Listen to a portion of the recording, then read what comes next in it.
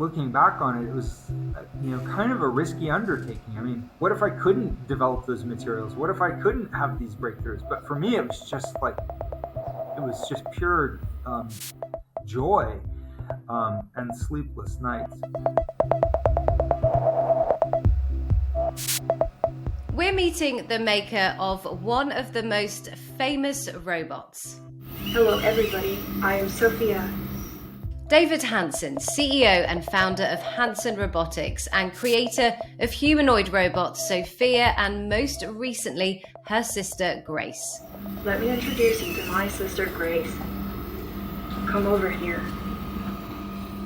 David, tell us about your latest work, Grace. Grace is specifically designed for healthcare. So she's designed for these kind of compassionate interactions. And while machines can't really feel compassion these days, not yet, that is our long-term objective. But in the short term, how we develop these applications can deliver a kind of compassionate experience for the user. So it's really all about the quality of the design and the way that we use our technologies. I think of this, having a background as an artist, as artistically enhanced artificial intelligence that can look you in the eye, have a conversation, deliver the kind of utility that we need in healthcare. We don't have enough workers in healthcare, and every time that we're exposing people broadly to patients, there's a chance of COVID-19 transmission.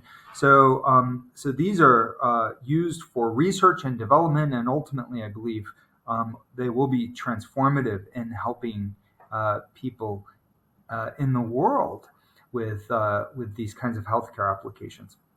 I'm curious, David, you've built your career on creating robots that resemble us. Is that something you've always wanted to do, and why? Well, I've always been interested in the arts and sciences and questions of who are we and what is our place in this world? Why are we here and where are we going? I was fascinated with the kind of science fiction that would pose these issues. And as a visual artist, I was exploring these in works of cinema, animation, film, screenplays, works of conceptual visual art, and I was very interested in artificial intelligence that could come to relate to humans. The idea that if AI could be human level intelligent, if it could match and possibly exceed human creativity, that you would see transformation in every human endeavor, that we could solve hard problems today in collaboration with these machines that would be impossible in the past. So let's go back a bit, David. Before founding Hanson Robotics, you worked at Walt Disney. What was it like to leave a staff job and create something of your own? I loved working at Disney. I love Disney narratives and theme parks. I love the movies. And while I was there, I was very excited to work as a sculptor for theme parks and then move into robotics development. In that corporate environment, you're working on sometimes teams of thousands of people working on the same theme park or theme park ride. And I left in 2001 and began pursuing my PhD. Now, before I went to Disney and after I went to Disney, I was a very frugal hacker kind of creator. So I would use found materials or do my own research and recycle old electronics or old toys and this kind of thing.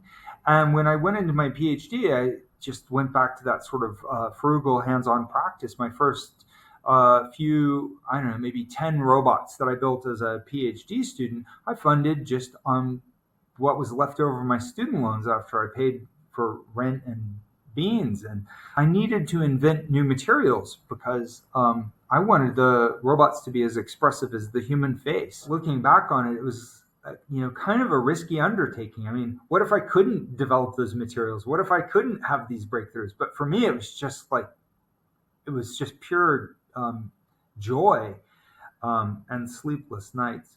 What were some of the challenges then in trying to get your own company off the ground?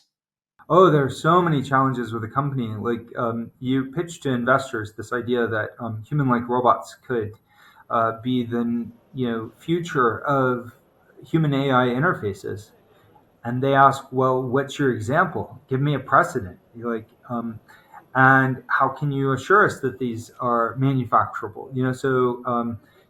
Convincing that on this big dream that there will be addressable market opportunities. I first started trying to do fundraising about 15 years, actually 18 years ago. 18 years ago, it ran into a lot of enthusiasm with the kind of prototypes that I was showing and very little follow through in terms of investment. And as a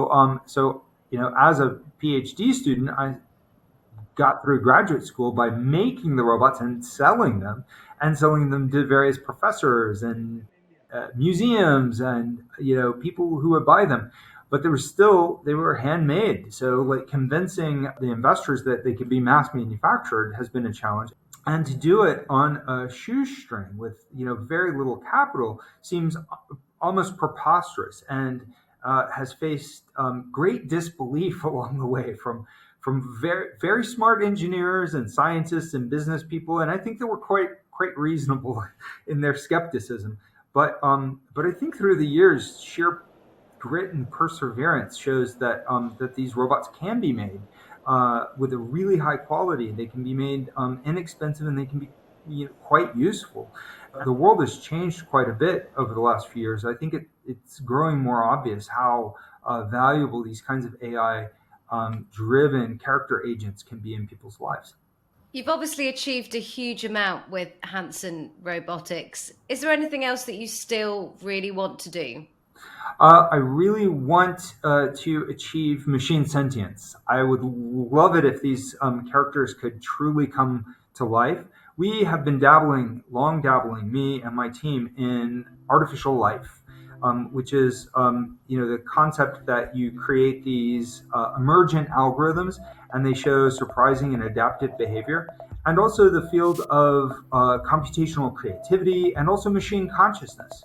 So creating these kinds of synthetic organisms that can really become aware of you. And I think that's what we need to achieve. That's where we're going to have breakthroughs in machines who can understand and care. You might like to become an artificial intelligence.